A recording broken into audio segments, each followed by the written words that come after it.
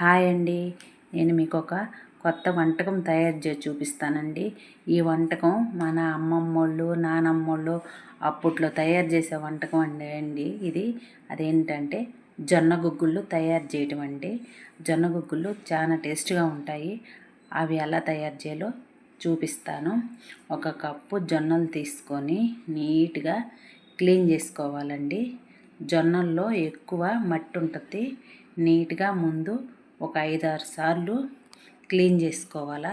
చక్కగాను బాగా మట్టి ఉంటుందండి. ఒక 5-6 సార్లు క్లీన్ చేసి పెట్టేసుకొని తర్వాత నానబెట్టుకోవాలి. ఒక 10 గంటలు నానాలండి జొన్నలు కంపల్సరిగాను. ఉదయాన్నే వండుకోవాలంటే నైటు నానబెట్టుకోవాలా. నైటు వండుకోవాలంటే ఉదయాన్నే నానబెట్టుకోవాలా.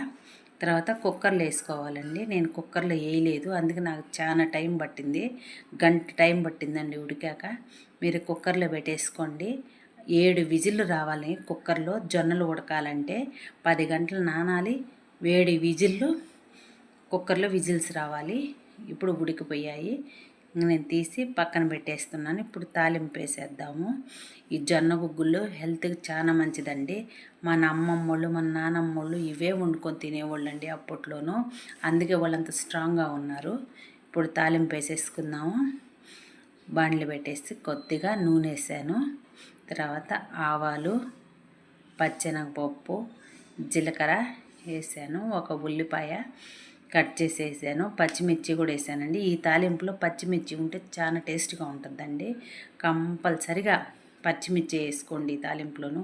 ఇదేనే కాదండి, గుగ్గుళ్ళకి దేనికైనా తాలింపు వేసేటప్పుడు పచ్చిమిర్చి వేయాలి. అప్పుడే మంచి రుచి వచ్చిందండి.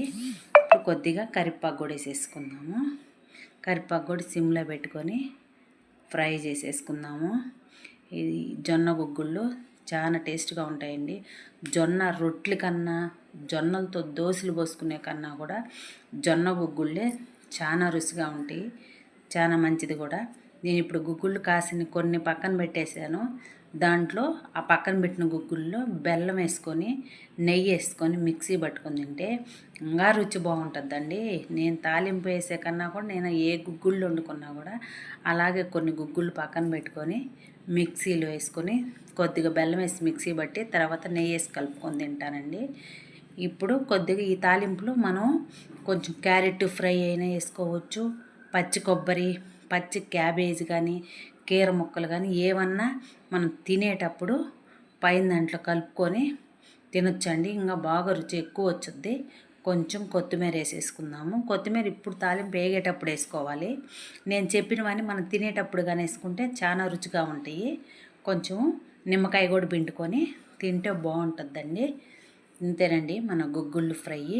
మీకు నచ్చితే మీరు కూడా చేసుకొని తినండి. అసలు కంపల్సరిగా చేసుకోండి. ఇలా వండుకొని తినండి. రొట్టెలు చేసుకునే కన్నా కూడా ఒకరోజు రొట్టెలు వండుకోండి, ఒకరోజు ఇలా గుగ్గుళ్ళు వండుకొని తినండి. చాలా బాగుంటాయి. హెల్త్కి కూడా చాలా మంచిదండి.